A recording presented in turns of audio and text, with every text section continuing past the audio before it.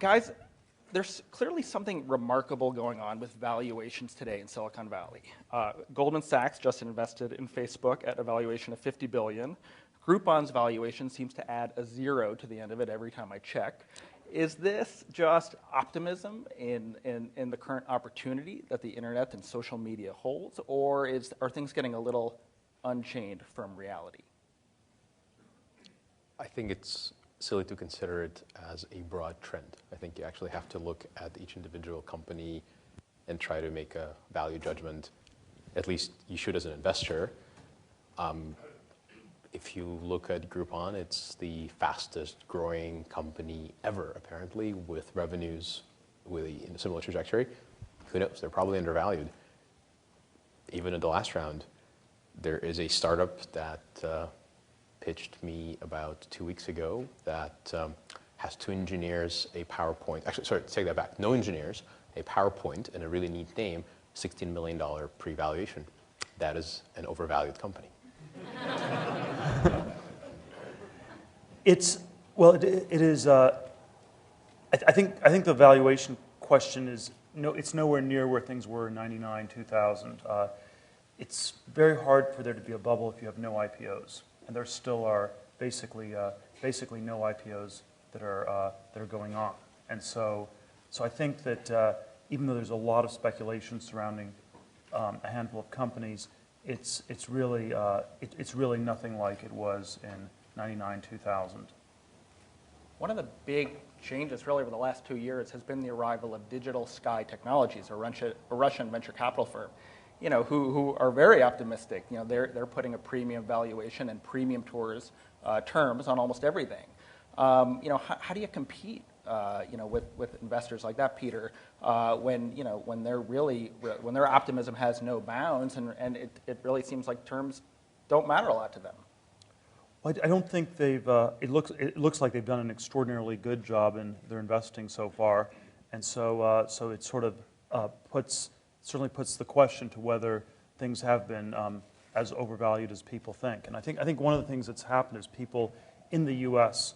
are still extremely burned on the late '90s.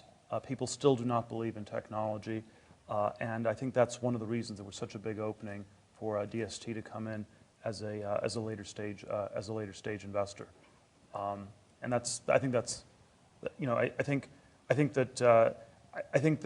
the valuations are all over the map. There's some things that are cheap, some things that are probably expensive, some things that are in between. But I don't really think you have a bubble in technology. Max, DST and Ron Conway, a prominent angel investor in Silicon Valley, recently announced that they were going to invest $150,000 in every startup that came through a startup program called Y Combinator. It sort of sounds from the outside like an undiscriminating approach.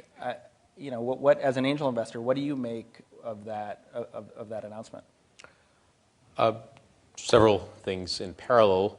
It's a very smart move for them in the sense that if you believe that Y Combinator has a reasonably rigorous process, they've just created an index fund where they said, well, Paul Graham and his cohorts have figured out a way to select really good entrepreneurs. And I think 5 years ago, or I actually don't remember exactly when it started, but it seems like eternity, you could make legitimate arguments saying Y Combinator just doesn't have huge companies. They're all these little featurettes, really, of a couple of entrepreneurs. They didn't know they were entrepreneurs until they went to Y Combinator.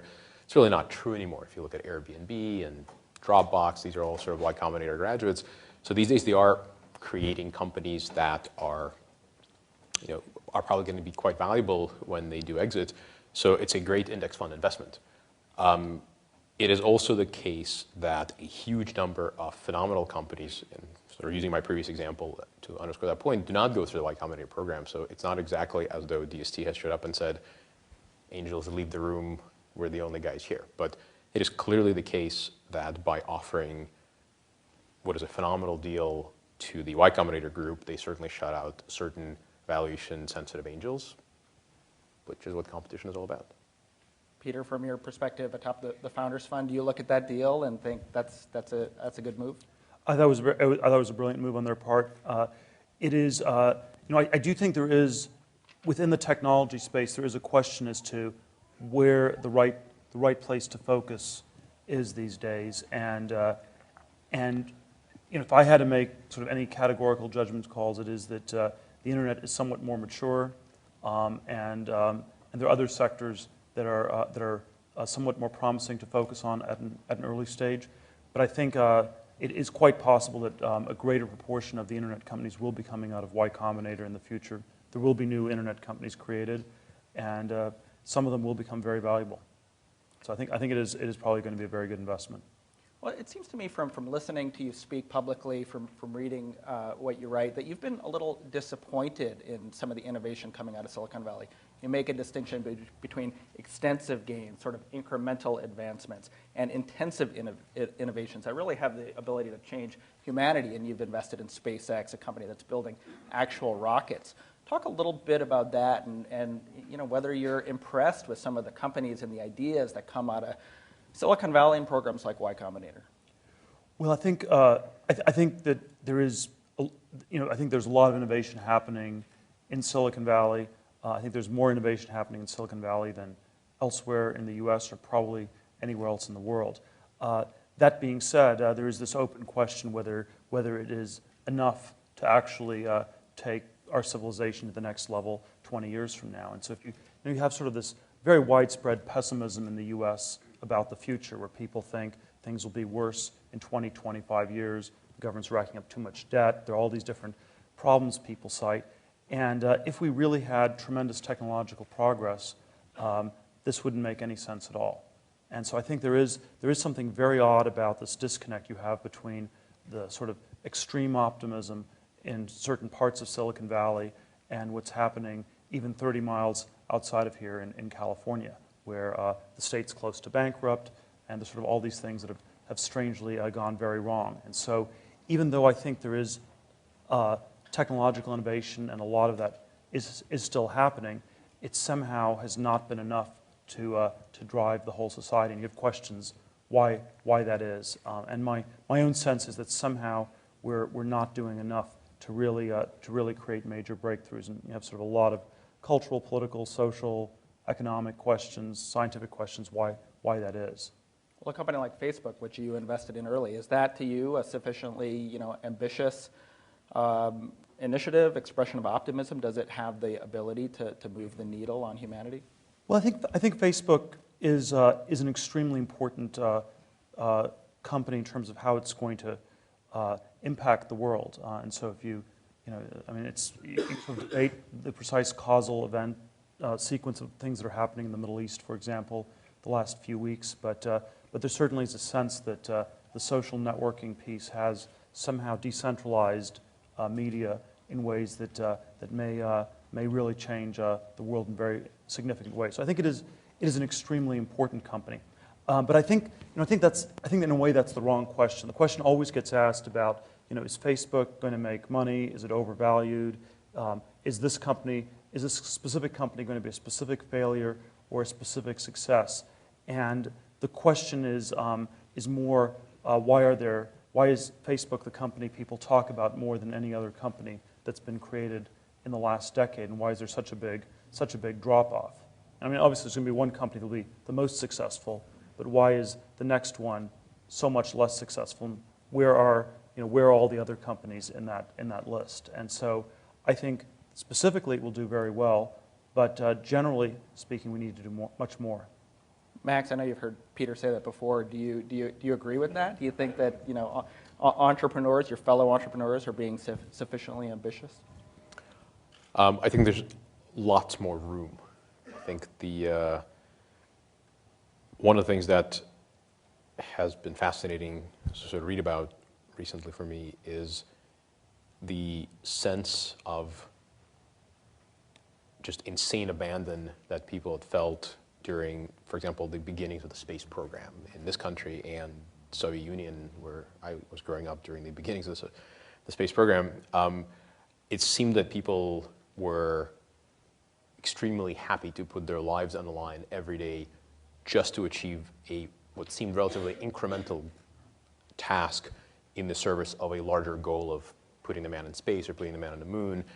And I think in recent years, I don't see that similar narrative played out anywhere in innovation, not in Silicon Valley, not in natural sciences, not in any of the areas traditionally referred to as a hotbed of innovation. We hear a lot about the screen in the iPad 2. Today's leaked pictures sound very exciting, but it is not that radical. And the radical innovation that was seemingly just peppering the early part of the 20th century isn't quite the story of today. What's holding it back? I think there's just a variety of speculation we can have right now on that topic. My sense is that there's a certain bifurcation that always takes place in the minds of entrepreneur and sort of the short-term outcome versus the long-term outcome, and the balance has shifted from the long-term outcome to the short-term outcome. The other thing, which, as a Bay Area libertarian, which is to say I'm not quite as libertarian as I probably should be, it pains me to say this, but it took Kennedy to get out there and say, look, we're gonna go to space, we're gonna put the man on the moon, or Khrushchev or whoever was on our side to do the same.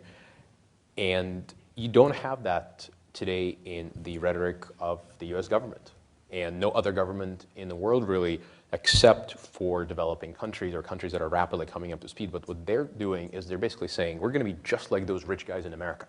They're not saying we're going to go way beyond and put a man on Mars, or there's no need. What they need is to feed their people and get them to the point where they are now competing successfully against the United States.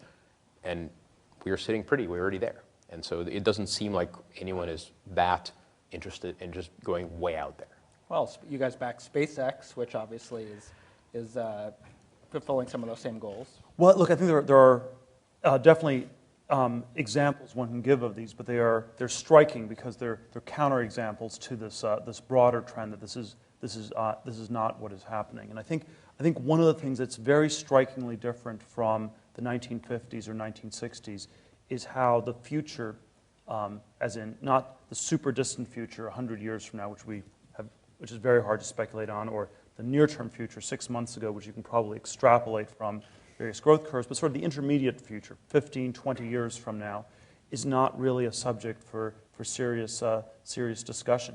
And so, in the 50s and 60s, it was like, we were going to be in space, we're going to the moon, you'd have bases on Mars, you'd have flying cars, you'd have supersonic airplanes. There was a very specific way people thought that things were going to progress, and this was a subject for discussion. And I think today people can be optimistic about the future, but the optimism is very indefinite. It is sort of, it will be better, but it will be better because it's always gotten better, because it'll be figured out. And so the future is not a problem that people have to work on themselves. It is a problem for other people to solve. And that's been a very efficient way to do things for a long time. It's been very efficient to have other people do things for you. It's been very efficient. It's been efficient not even to think, in a way. It's been efficient to outsource thinking, outsource all sorts of stuff, but it gets very dangerous when everybody does that. And so if you ask who is actually working on the future, the people in DC will say, well, we don't have any specific ideas, but surely it's something that's going on in universities or Silicon Valley or something like that. And then when you drill down, it's really unclear where that is actually happening. But it's not a typical topic of conversation. And so if you talk about underwater cities or turning deserts into agricultural land forms or any sort of massive changes like that, that's just incredibly bizarre. In 1960, there was a very serious proposal someone made in the San Francisco Bay Area to dam up the entire Bay Area, to fill it with an earthen dam, and basically drain it out and replace it with a freshwater lake. And this was a congressional hearing. There were people in Congress who had him come testify. The Army Corps of Engineers did a sort of a miniature model of it. And it got, he worked on this, and it got a significant amount of traction. And thank God they didn't do it. And that's the perspective today. Beside the point. But certainly there were all sorts of other things like that. The Hoover Dam was, in the 1930s, the counter-argument to the Hoover Dam was, this is crazy. We would never need this much electricity. And today it would never, something like even the Hoover Dam would not be built today. You would not be building the interstate highway system. Why do people, there's no need for people to drive. People aren't driving between cities. Why do you build it? So if you have to, and I think there's a whole set of things like this that have changed quite dramatically. But I don't think you could do, I don't think the US government could do the space program today. I don't think it could do the Manhattan Project. I don't think it could even start the Manhattan Project. The letter, the letter from Einstein would get lost in the mailroom. But you'd like to see entrepreneurs take up that mantle of ambitious projects. I think it's a broader problem, just entrepreneurs. I think it's generally the narrative of the nation to some extent. It starts with a president getting out there and saying we're going to build cure for cancer in the next 10 years, or we're going to give everyone a flying car, or all these things. And having that in the fabric of the conversation in the front page news drives people to wake up and say, I'm going to drop out of college and start a company tomorrow morning because I just heard on the news we're going to have a cure for cancer, and by God, I'm the guy to do it. If you don't have anyone saying that out loud or publishing the front page, say, well, I heard a friend of mine just made $10 million flipping a company before they launched. It's not a bad way to go at all. I'll do that instead.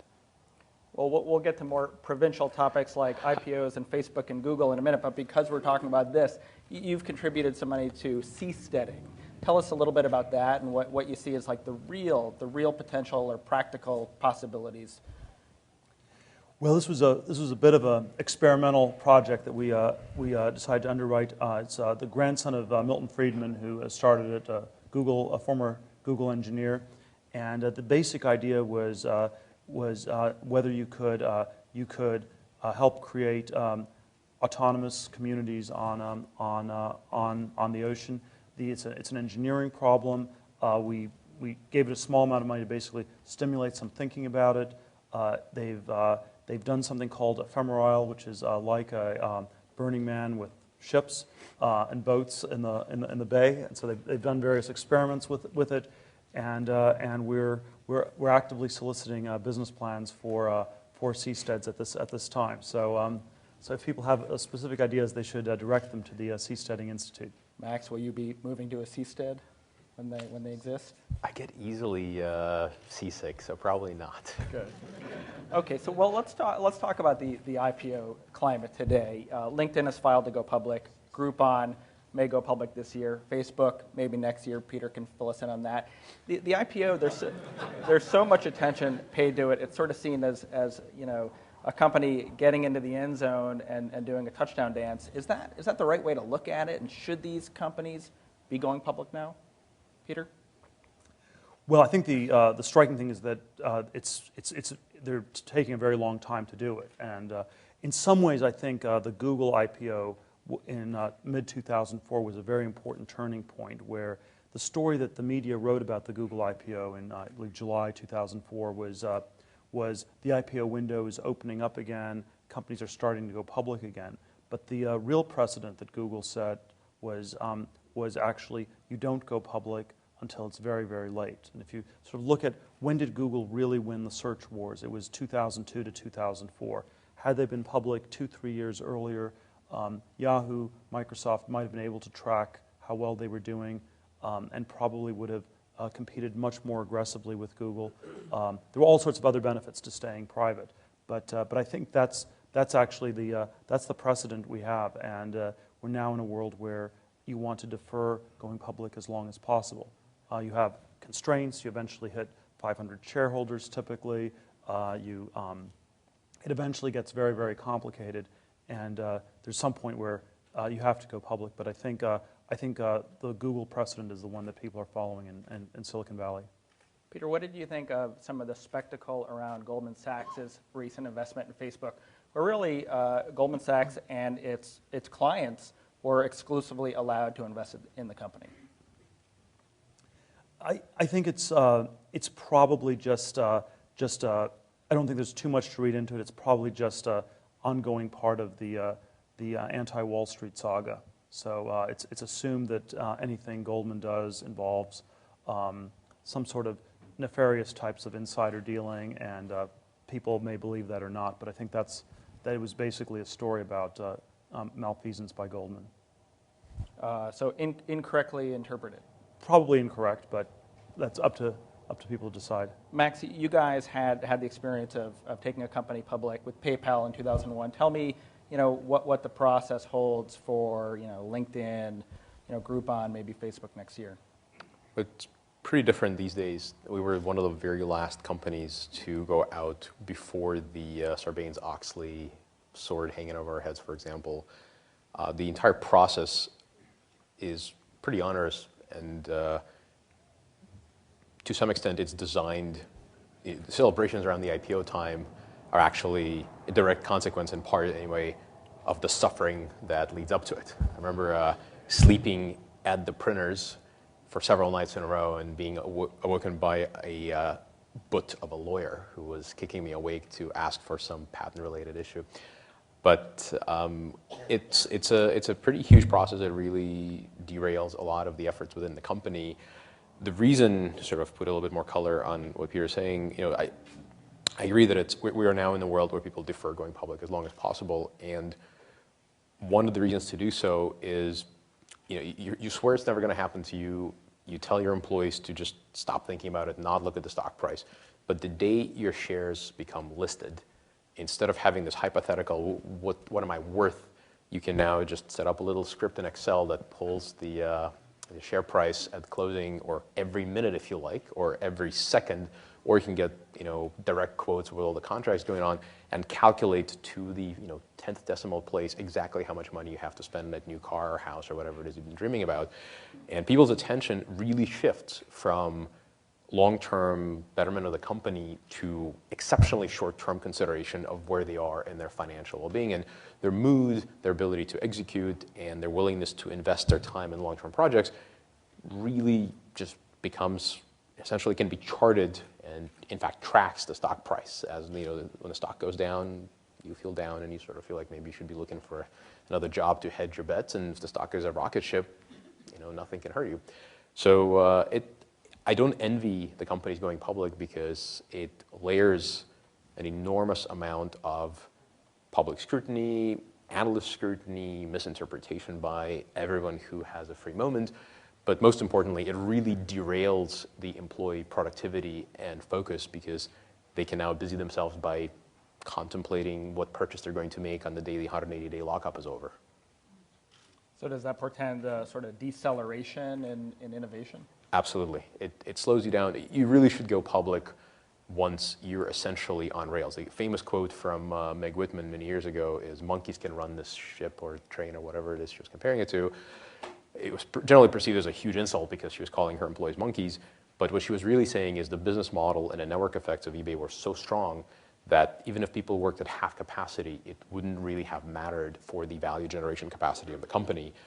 And that was a huge compliment to give to herself and her crew. She basically said, look, even if people are spending half their time staring at the stock price and figuring out what they're going to do with their money, it doesn't matter. We're still making tons and tons of money. And they did for a very long time. So I think before you decide to pull that trigger to go public, you really should get to the point where monkeys can run that train.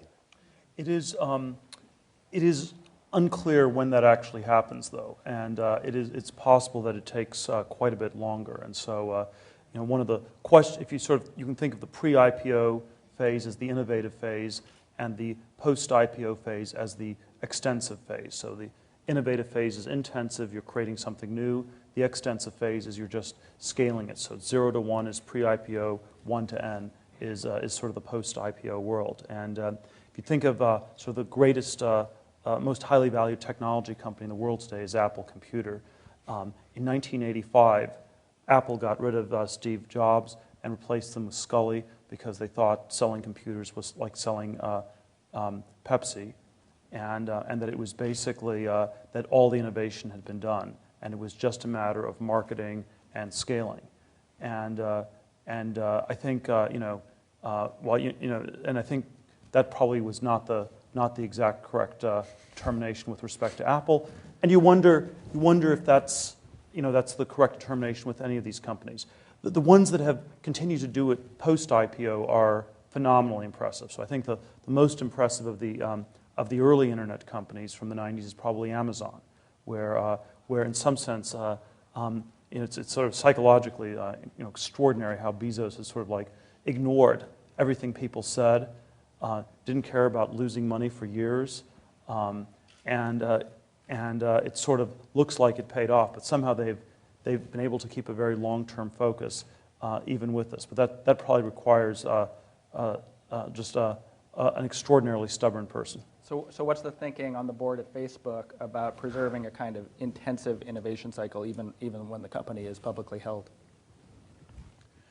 Well, I think these are reasons that the bias has been to try to defer the IPO, and then there are constraints. There are points at which you hit the shareholder number, and you have to go public. So if you have over 500 shareholders, you become de facto a public company, and then you have to start filing. But certainly the idea has been to avoid that as long as possible. Max, let's talk about what you're up to these days. Last August, Google bought Max's company Slide for, I believe, more than $200 million. What did Google get when they bought Slide?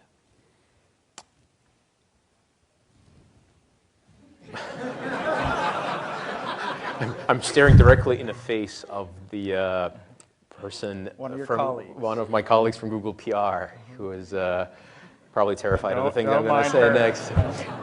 No, she actually came from Slide. So,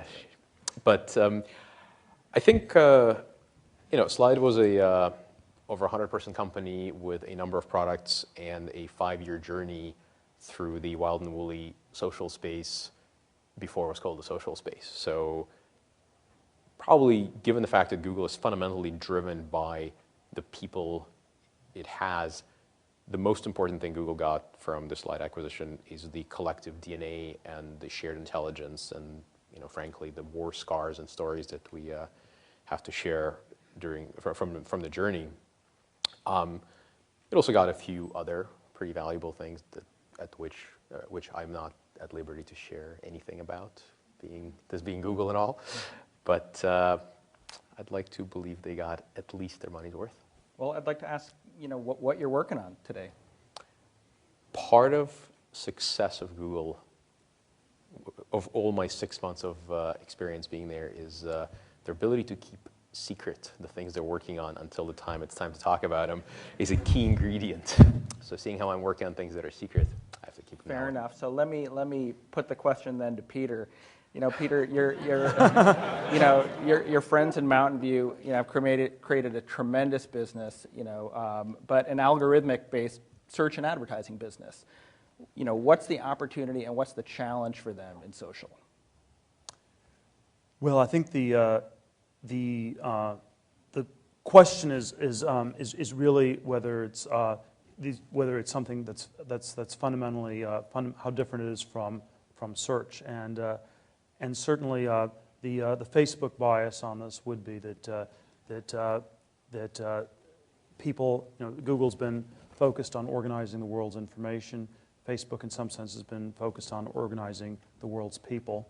And there's a question how much overlap or how different these kinds of things are. And I think the biases of the different companies are very differently oriented, and that's my own sense would be that probably it doesn't make sense for Google to be competing in search, and probably doesn't make sense for Facebook to be competing in search and Google in social. But that's not what's going to happen. There's all these assumptions that things will converge over time. It may or may not be true. Maybe that but it's seen as a. I think the main way in which Google and Facebook are competitive today is not on any sort of a product level or any sort of overlap on that. It's mainly on hiring talented people, and that's probably why the two companies are super focused on one another. There was a shift in where the talented people started going not to Microsoft but to Google, and that was a major point in Google's ascendancy. And I think that's probably one of one of the main things Google would be extremely focused on. So I think it's more the people than the specific products at this point. But it sounds like you think there might be more direct confrontation down the line? I think these things are so hard to predict. My suspicion is that it's probably overestimated because I actually think people are very different from information. So I think these things are really, really different worlds. And organizing the world's information is very different from helping to get the world's people to share and network with one another. And so they seem like very different companies, but I think the place where you have incredible overlap is on competition for talent in Silicon Valley, which is at a pretty intense phase. Now, you guys have been friends and colleagues for a long time, and on this particular issue, you're sort of sitting on opposite ends of the table. Well, what's the status of Max-Peter relations these days on this topic? Is there a free flow of information? I think our friendship predates the Google, Facebook predicament, so I think we're fine, but I'll let Peter speak for himself. No, Max, are you still making angel investments? Yes, I do. What kind of companies are you looking at? I try to stay true to my previously stated viewpoint that there's just not enough radical innovation, so the thing that I'm most interested in is something that answers to my I believe, unfulfilled demand for radical innovation. I typically try to be in the internet space because that's what I know and love. On occasion, I'll venture out to things that can be broadly classified as non-internet things that benefit from the explosion in cheap computing resources. In other words, biocomputing, something computing, that sort of stuff. Yeah, that's my investment profile in a nutshell. A lot of your friends, I think that your future eventually is in investing full time. Do you see yourself, doing that? And if and when you do, do you see yourself investing like Peter in sort of big, ambitious, radical, not just seasteading companies, but space exploration, really ambitious stuff? So to answer the first part of your question, if I knew my future as well as my friends purportedly know it, I would already be there. There's definitely temptation to be on both sides of that story. I love working with entrepreneurs, especially entrepreneurs where I honestly can add value. You can see someone that wants to do something and I literally have something in the back of my mind and say, oh, just do that and you'll get to your goals. It's extremely satisfying to be there. On the other hand, nothing beats the rush of executing like a well-oiled machine. Being at the helm of that is just a phenomenal feeling, and I love that, and I love entrepreneurship, and to me, that's kind of what American Dream is all about, and I enjoyed living it every day, and kind of look forward to living it as much as I can, really. The answer to the investment question or the investment profile is a little bit more nuanced than, yes, obviously, as an investor, you want to invest in huge things because those typically return extremely well, and you wind up making a lot of money. Of course, obvious other side effect of this is that if you invest in huge things, by the time they're obviously huge, you're essentially a late-stage investor, and you're expecting to make a relatively mild return on something that's probably already pretty well valued. Things that I found to be really compelling investments that either work out or don't, but when they do work out, they work out great, are the ones where the idea is actually relatively narrow, and the entrepreneur is really focused on doing something exceptionally well, but they're doing this in a market that has just enormous potential. One of my more successful investments is Yelp. And when those guys started, they had all kinds of ambition, but the number one ambition they had at the very beginning was to just make an awesome local review site for San Francisco. San Francisco is a small market, less than 1 million people, all sort of stuff. And at the time, I think a lot of my friends told me, that's kind of a wacky investment. Those guys throw local parties. They rent out bars and it's always going to be landlocked in San Francisco. And I didn't really mind that, although I did have my concerns. And 5 years later, they are an international juggernaut, just nailing it with their local review service. They were able to figure out the exact formula in San Francisco and replicated it everywhere else in the world. Peter, what are you looking for today in an entrepreneur to back? Well, I do think we're looking for companies where there is a very powerful narrative around the company, where it's there's some powerful story as to how they are going to really change the world. And I think, because I think you have to, as an entrepreneur, you're trying to create something new, and obviously you want people who are very smart, very talented, they're looking at a good business. But then beyond that, there has to be an ability to attract a number of other talented people, and that's how you sort of really build the critical mass that builds these great businesses. And so I think normally when we find talented people with a powerful story, that's almost enough for us to invest. I think that's actually very, very rare at this point. But you have to ask the question, what will motivate the 20th or 30th or 40th employee to join this company when it's probably not financial, and it's probably not fame or anything like that, and it has to be that they believe that there's something incredibly powerful and valuable about what it's doing.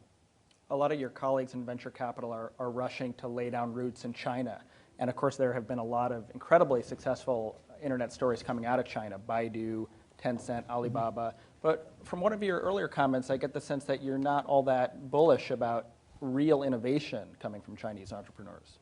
Well, this is keying off of the point that Max made. I do think there will be a lot of companies that copy companies that were developed in the developed world in the emerging markets. But the issue in most of these emerging market countries is they have a lot of just very basic things to do that are extremely straightforward. And so in China, you can probably make a lot of money just starting a McDonald's franchise. I mean, it's not straightforward, but there's sort of a lot of basic things you can just copy. In the developed world, it's much trickier, and that's why I think the incentives are actually for people to try to innovate in the developed world, whereas in the emerging markets, the incentives are for people simply to copy. And so to the extent people have been investing in emerging market countries as an arbitrage, where we look at businesses that were done in the U.S., and then we'll invest in similar ones that are starting in other countries, that's been quite a good model. So, Baidu, search engine in China, search was valuable in the U.S., we know it's valuable, China's big, the search engine in China is probably also going to be big. That was a very good sort of good way of thinking about it, but there have been relatively few technology breakthroughs that have come out of the emerging market countries to date. That may change. My suspicion is that that does not actually change until they become developed and are closer to the frontier. So do you think your colleagues that are opening offices in Beijing and Shanghai are misguided? Not necessarily. I think it's just, I think their model is they're misguided to the extent it's not an arbitrage model. To the extent it is, to the extent they're looking for breakthrough technologies in these countries, that seems unlikely.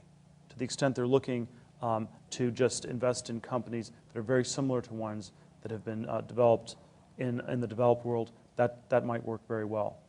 Could we call Tencent an exception to that rule? I mean, they seem to have innovated quite a bit. This is the second most highly valued internet company in the world. They seem to have innovated quite a bit in virtual goods and real-time messaging. The interesting thing about Tencent is that their original product that sort of drove their enormous audience aggregation is a copycat of ICQ.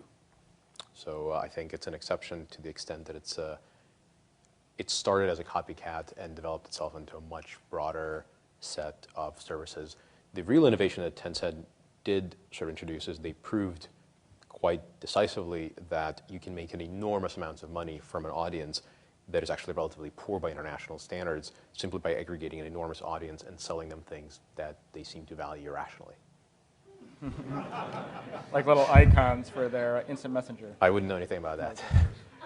You guys have a shared history in the payment processing world with PayPal, and there's a lot of innovation right now in payments. There's Square, and mobile phone companies trying to get into the game. Google's has been adding some former PayPal execs. What do you guys think of the market right now, and do you still have interest in that industry?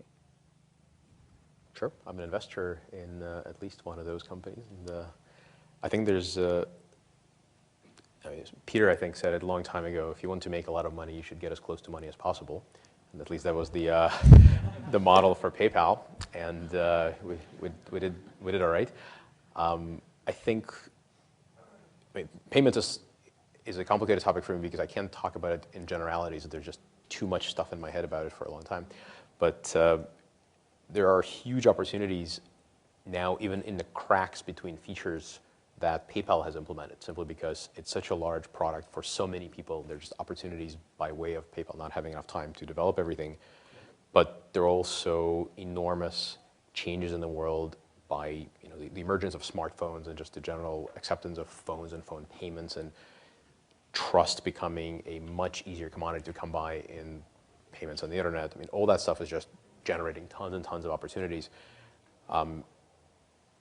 It's not entirely clear to me, however, sort of to put a darker cloud over it, that anything out there right now is really attacking the very core of the payments infrastructure. For example, the interchange fees that Visa and MasterCard charge, and the sort of acquiring and issuing banks model has been around since the day Visa and MasterCard, or even before that, actually.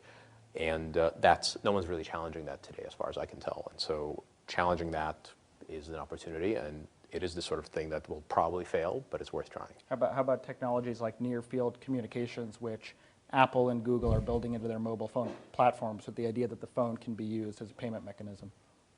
That story has been in a few newspapers somewhere in the 1960s, I think, or maybe 70s, and it just keeps on coming back, how you're going to have something in your pocket that's not going to be your wallet. The fundamental judgment call one has to make as an investor looking at such opportunities is the process easier than pulling a $5 out of your pocket and saying, here you go? And if it doesn't pass that test, it's never going to succeed. And then the other one that's really important that we figured out a long time ago, early on in PayPal history, if it's two friends at a dinner table at a restaurant and they want to split a bill, the solution you're offering those people better be simpler than me saying, I'll get you next time, because that works really well. And there's not a lot of market for that product. Yes, my sort of standard post-mortem on my standard account on this is if I knew as much about payments as I do today, we would have never started PayPal. And so I'm glad that we started at a time when we didn't know this much about it.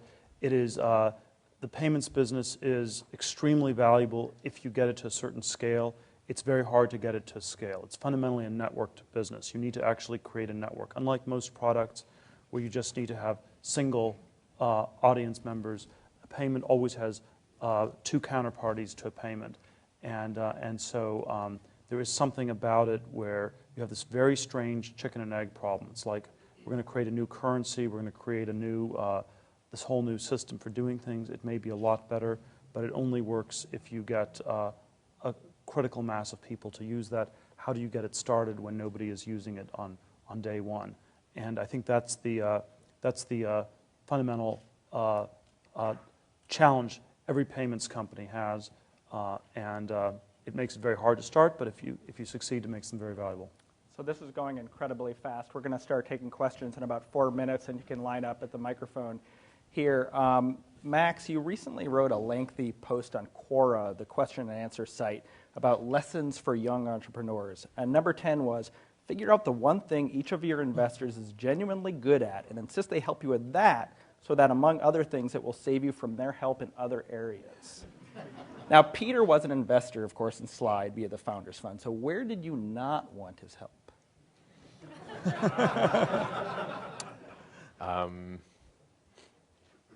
I can tell you exactly where I wanted his help. That's interesting, but also... I think Peter is probably one of the best fundraisers I know, and so when we started Slide, I really wanted to learn how to portray the company really well with investors, how to raise money on good terms with good valuations, and so I looked to him for help a lot. I think one of the nicer things about Peter is that he is not at all interested in helping people in things he doesn't do very well. So I never got to experience things that he doesn't do very well because he's never really pushed them on me. Okay, so now an awkward question for Peter. Peter, you were an investor in Slide through the Founders Fund. I get the sense that the sale of Slide to Google didn't meet Max's personal goal. He had talked about a PayPal scale exit. Did the sale of Slide to Google meet your goal for Max? I think that it was, well, I think these things are, you look at where a company is at a given point in time, and that decides sort of how these things play out. I think as an investor, what we think of with all our companies is, on the one hand, we want them to do as well as they possibly can, and on the other hand, you don't want people to have, to sort of have a company try to reach for more than is reasonable. And I think the slide exit to Google was an incredibly good outcome that all the investors and employees were or should have been happy about. Well, great. Now we have a long line of questions here, so I invite you all to be very succinct with your queries. Yes, sir. My question is for Mr. Theil, and if Max wants to join in, that's fine. I submitted a solution to the Deficit Commission that would involve a Wikipedia, eBay-like website looking at solutions and getting input from various players in our country. And I was wondering if you'd be interested in that. I call it the shock and awe, counterintuitive, libertarian approach to solving this problem. And could you also comment on Israel's entrepreneur spirit and how it as a socialist nation is doing, and China as a communist nation, how it's doing in comparison to where the United States is going in this decade? In 3 sentences or less. Wow, those are big questions. Can we crowdsource solutions to the nation's problems? I think I'm skeptical of that. I think that the wisdom of crowds has been very overrated, and I think that if you're libertarian, you should be skeptical of the wisdom of crowds as well. It's my soundbite answer. And the entrepreneurial culture in Israel, I guess, was question number 2. Max, you can spend more time there. That is probably true. I think it's pretty amazing. I'm just having gone there and met the entrepreneurs. I literally had to once give a speech to what seemed like an enormous crowd of Israeli entrepreneurs under the open skies, which was supposed to be a 20-minute talk, wound up being a 4.5-hour, I think, question and answer session. And people just had this insatiable appetite for information about how to start companies, how to succeed, what to do in failure. It's really, really sort of just exciting to be there. I think if you look at return on investments in Israel, it actually has not been a phenomenally successful place, just judging it objectively on an ROI basis. But I think the jury's still out. I think the sort of many books, articles, and essays describe all the interesting specialities of Israeli entrepreneurs, probably better than we could this panel, but the connection to the military is sort of fascinating. Yes, sir.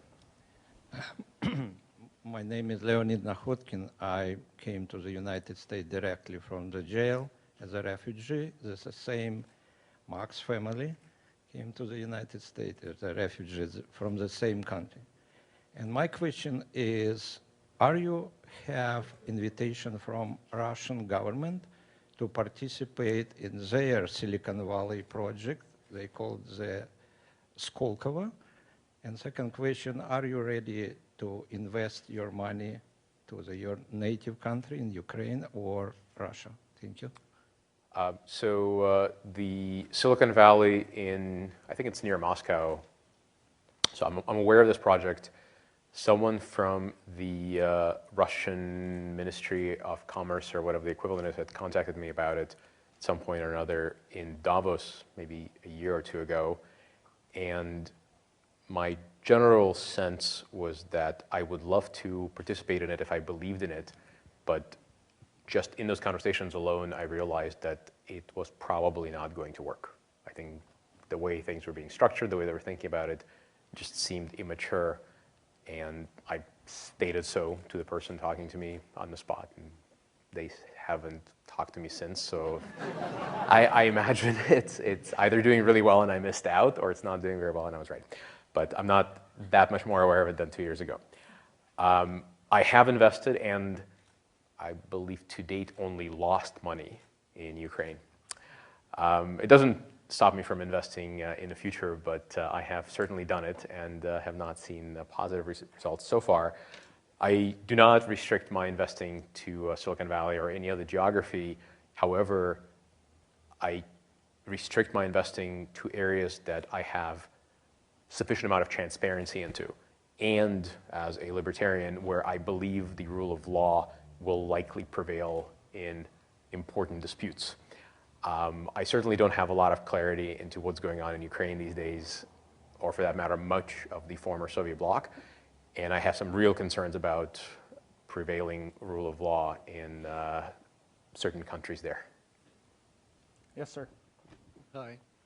My question is going to center around the internet.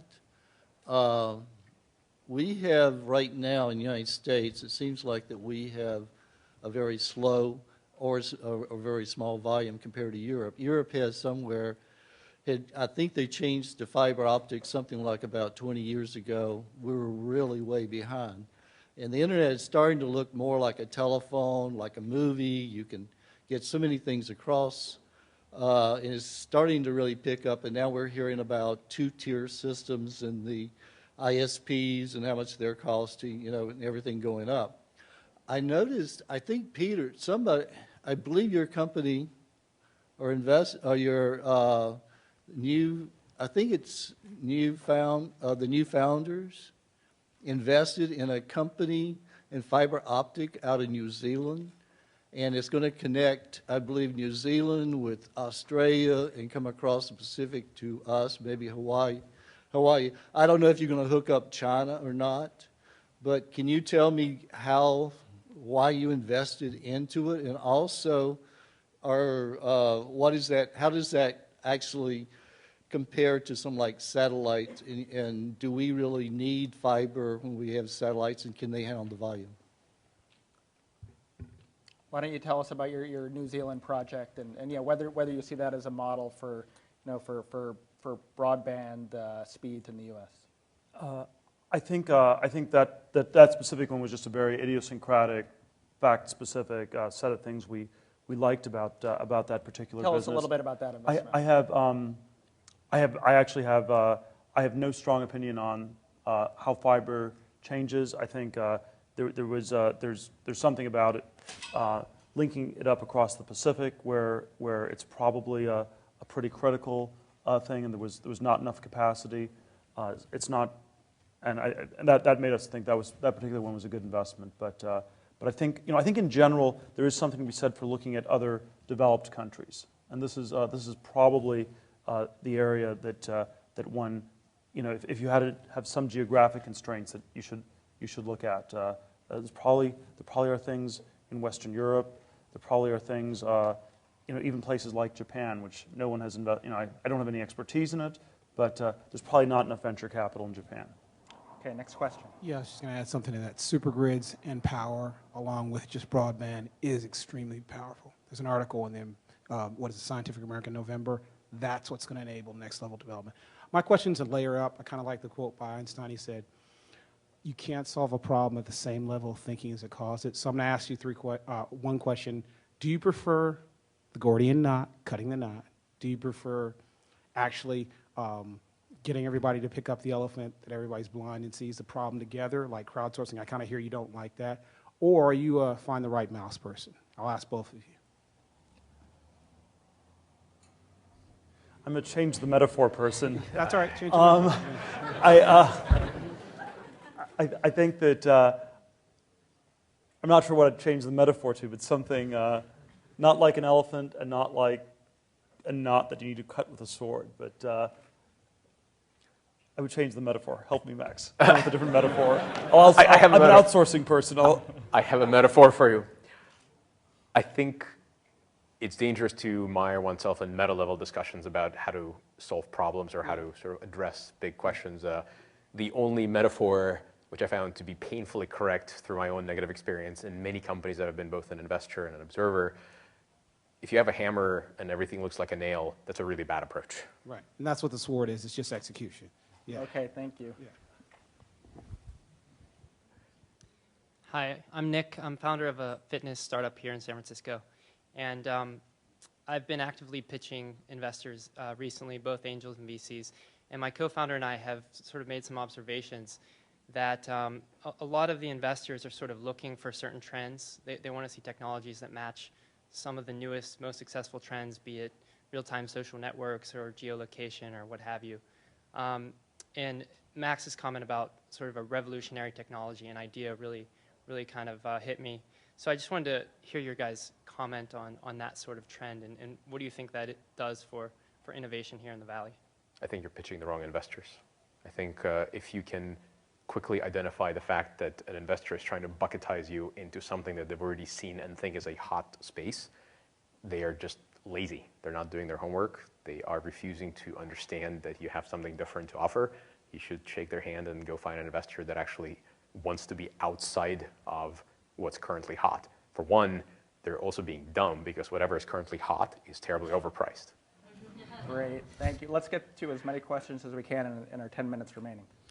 So the whole sort of Series AA seed funding, angel funding world has just gotten so either more complex or more interesting or whatever you want to call it. When you guys every day or, you know, a couple times a day have friends that come to you, two people, heads down on a product, they're just, you know, trying to work as fast as they can. What advice are you giving them in terms of the financing what advice are you giving them about how to go about their financing? I'm mostly interested in this this whole Start Fund SV Angel announcement from Friday. Well, it depends a lot on. I'm not, you know, I think that we are in a zone where there is a decent amount of capital. I'm not sure it's a complete crazy bubble again, but there is plenty of capital, and so I think the key variable is actually not to focus on that specific thing right now, but actually to focus on what a company is doing, what it is creating, and if you can get that down, I think you will be able to attract a decent amount of capital. Thank you. Both of you have talked about sort of a lack of innovation, a lack of radical thinking. How much of that do you think is just basically a decade of bubble after bubble and financial collapse and credit meltdown, or how much of that is structural? So is it that people aren't thinking, or is it that people aren't getting the money and they're scared because Wall Street is going up and down like crazy? I think there's a part of your question that there's some correlation, because it's very clear the narrative of really, really smart classmates you had, or I had, or all of us had, going to hedge funds instead of to startups in Silicon Valley is real. I think that story has been covered pretty well. But I don't think it's more than that. I think the problem is far more structural and fundamental. I think it really stems from the fact that the great generation told their kids, it's your time to enjoy yourself. Settle down in the suburbs, have 2.5 kids, have a dog, live your life. And that was a really great thing to pass on to the children, but that's not the life they led. They sacrificed themselves to go to space or to win World War II or whatever it is they did, and the fact that they taught their kids, don't do any of that, had a profound effect on our generation. Namely, we haven't seen any phenomenal innovation in the last 10, 15, 20 years. Yeah, I would Go ahead. Well, I would say that it's you know, I think the sort of the positive version of it is that there have been a lot of other things that have made sense for people to do, and then the negative version is that it's been maybe harder to do some of the innovative things, or that there have been barriers to that.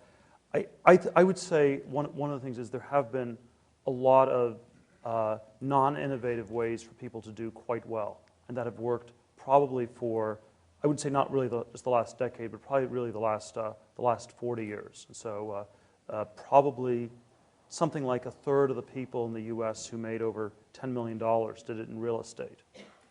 It's something like that, somewhere between a third and a half. And that was the most straightforward way for people to make money. And it worked extremely well for an extremely long time.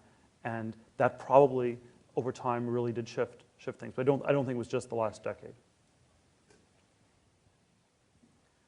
My question is more for Peter. I mean, based on your broad-based macroeconomic view, I mean, how importantly do you value timing of execution? And if if you can elaborate a little bit more on like the global currency market that your fund is involved with, I mean, that'd be great. I think the most important thing is to try to get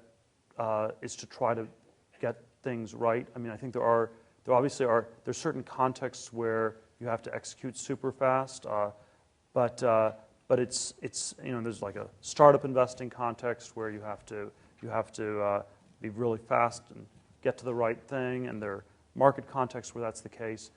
But I think generally speaking, it's more important to focus on understanding what's going on and getting into the right kind of things. I think I don't know. I think there sort of are, I think there remain a lot of very interesting, unbalanced things in the world. The biggest one is probably the dollar versus the Chinese renminbi, and sort of how that plays out is going to be sort of a very interesting story that will unfold over the next decade. Okay, we have time for one more audience question. Hi, my name is Anna Vital. My question to both of you is about, do you remember the moment when you developed the trust in yourself and in your gut that you would know when the right thing comes across, that you would be able to recognize it? I don't think I've ever developed that. I'm constantly in search of that exact feeling, and I don't think it's ever going to come. Yeah, same here. Okay, I get to ask the last question. It is the newly created Inforum tradition of 2011 that we are asking all of our speakers the following question. Max and Peter, what are your 60-second ideas to change the world? You go first. I Why need don't we 60 let seconds Peter- to think. Peter goes first. Well, I have a whole series on this, but I think we basically need to be working on breakthrough technologies in a variety of areas. I would focus on applying computer technology to all sorts of areas outside of computers, and that is biotech. It is the next generation. We've looked at computers applied to agriculture, computers applied to energy, computers applied to all sorts of different domains, and that's probably the sort of thematic area where you could see a lot of breakthroughs happen over the next 20 years. And we have to work on, we have to make a number of them happen, because it's not good enough for us to just run and stay in the same place. We'd probably lose ground if we're doing that. I think a lot of what Peter just said applies to my thinking as well. To give some more examples, I think in general we need to be willing to take more risks as a civilization. I think it's high time we figure out a variant of safer or safe enough nuclear energy, because I think we have a real problem on our hands without it. I think it's also high time we figure out a lot more about human diseases. I think there's an enormous amount of fixes that we can have to our bodies that are currently going frail a lot faster than they really should.